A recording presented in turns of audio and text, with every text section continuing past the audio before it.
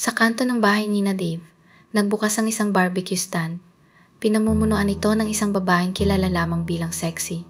Maganda si Sexy, singkit ang mata, mahaba ang buhok, laging nakapulang lipstick, at tila galing sa gym sa suot niyang body-hugging na damit. Ngunit higit pa sa kanyang itsura, ang talagang nakakatawag ng pansin ay ang kanyang barbecue. Amoy pa lang, parang kayang paamuhin ng sinumang makadaan. "Pare, tikman mo to. Hindi to ordinaryong barbecue," sabi ng tambay na si Mang Kanor habang kinakausap si Dave isang gabi. Parang may halong pag-ibig, sabay ngisi.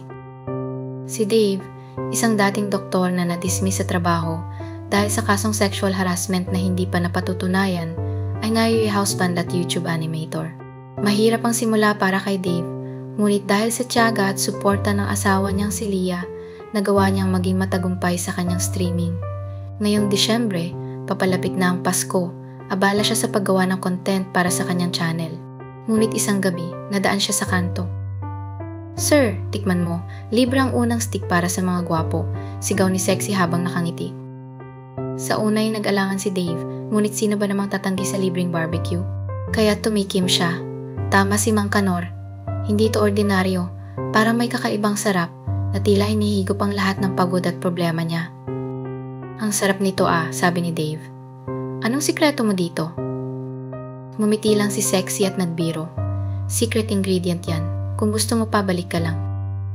Hindi nagtagal, madalas na siyang bumalik. Sa simula, bumibili lang siya ng barbecue. Ngunit kalaunan, natuto na rin siyang makipag-inuman sa mga tambay doon. Habang tumatagal, napansin ng kanyang asawang si Lee ang pagbabago kay Dave. Dati, masigla siya at laging nakatuon sa trabaho. Ngayon, madalas na siyang gumabi sa kanto. Kapag umuuwi, amoy usok ng barbecue ang damit, pero may iba pa, isang amoy na masangsang at parang hindi tama. "Dave, anong nangyayari sa'yo? Bakit parang lagi ka na lang nasa kanto?" tanong ni Leah isang gabi. "Relax ka lang, honorable masaya lang dun. Konting unwinding lang," sagot ni Dave habang umiwas ng tingin. Pero hindi mapakali si Leah. Napansin din niyang unti-unting humihina ang kita ni Dave sa kanyang streaming. "Hindi ka na nagla-live?" tanong niya. "Next week na lang siguro," sagot ni Dave. "Busy pa ako." Disyembre 23, isang araw bago ang bisperas ng Pasko, naisipan ni Leah na sundan si Dave. Sa kanto, nakita niyang hindi lang basta bumibili ng barbecue si Dave. Si Dave, ang kanyang mabuting asawa, ay nagsisilbi na parang tauhan ni Sexy. Nagbabantay ng ihawan, nagsusunog ng uling, at nagsiserve ng beer sa mga tambay. "Dave, anong ginagawa mo?" sigaw ni Leah. Lumingon si Dave, pero parang wala siya sa sarili. Maputla ang mukha niya at nanlilisik ang mga mata. "Leah, halika dito, tikman mong barbecue. Ang sarap, di ba?" Lumapit si Sexy. Ngumiti siya kay Leah, ngunit kakaibang ngiti niya. Tila may ibang kahulugan. "Hi, Mrs. Dave. Ano, tikman mo rin ang luto ko?" "Ano ba ang ginawa mo sa asawa ko?" sigaw ni Leah. "Wala akong ginagawa. Siya ang gustong bumalik dito. Masarap kasi ang barbecue ko, di ba?" sagot ni Sexy habang naglalakad palapit. Ngunit habang papalapit siya, unti-unting nagbabago ang kanyang anyo. Ang dating maganda at kaakit-akit, naging isang halimaw na may matulis na ngipin, malalalim na hukay sa mga mata, at mga kuko na parang panghilod ng kaluluwa. Ang kanyang buhok, na kaninang alaga sa rebond, ngayon ay mukhang bumagapang ng mga ahas. Nagising ang mga tambay sa kanilang hipnotismo. "Anong nangyayari?" tanong ni Mang Kanor habang nagtatakbo palayo. Ngunit si Dave parang wala pa rin sa sarili. "Ang barbecue na ito ay gawa sa pangarap at kaluluwa ng mga tao," sabi ni Sexy.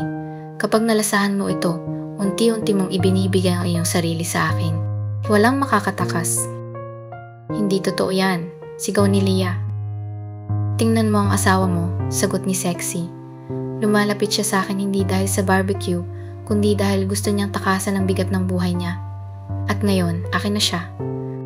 Unti-unting naglakad si Leah papunta kay Dave, pilit na inaabot ang kanyang kamay. Ngunit sa bawat hakbang, nararamdaman niya ang malamig na hangin at ang tila bumibigat na paligid. Ang mga tambay na nakatingin ay parang mga nilalang na nawalan ng kaluluwa. "Dave, magising ka. Kami na mga anak mo ang kailangan mo. Hindi mo kailangan ng barbecue o tambay. Pasko na, at ang pamilya mo ang nagmamahal sa'yo." Unti-unting bumalik ang lirat ni Dave. "Leah, anong ginagawa ko dito?" "Halika na," sabi ni Leah. umuwi na tayo. Ngunit hindi pa tapos si Sexy. Sumugod siya kay Leah, ngunit biglang lumiwanag ang kalsada. Isang batang paslit ang tumawid na kumakanta ng Silent Night, at ang ilaw ng paro sa poste itila nagdulot ng sindak kay Sexy. Ang kanyang anyo ay nagmistulang natutunaw at sumigaw siya ng napakalakas. Hindi ito tapos. Babalik ako. Sa bahay, humingi ng tawad si Dave kay Leah. Patawarin mo ako, nawala ako sa sarili. Hindi ko dapat pinabayaan kayo. Niyakap siya ni Leah.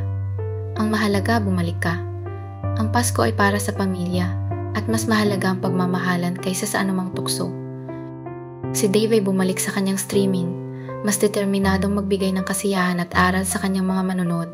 Ang barbecue ni Sexy ay biglang nawala sa kanto pagkatapos ng Pasko, ngunit naiwan ang aral para kay Dave at sa kanilang pamilya. Ang kwento ni Dave ay paalala na ang pinakamahalagang regalo sa Pasko ay ang presensya at pagmamahal sa pamilya. Ang tukso ay laging nariyan, ngunit ang tunay na kaligayahan ay matatagpuan sa piling ng mga taong mahalaga sa atin.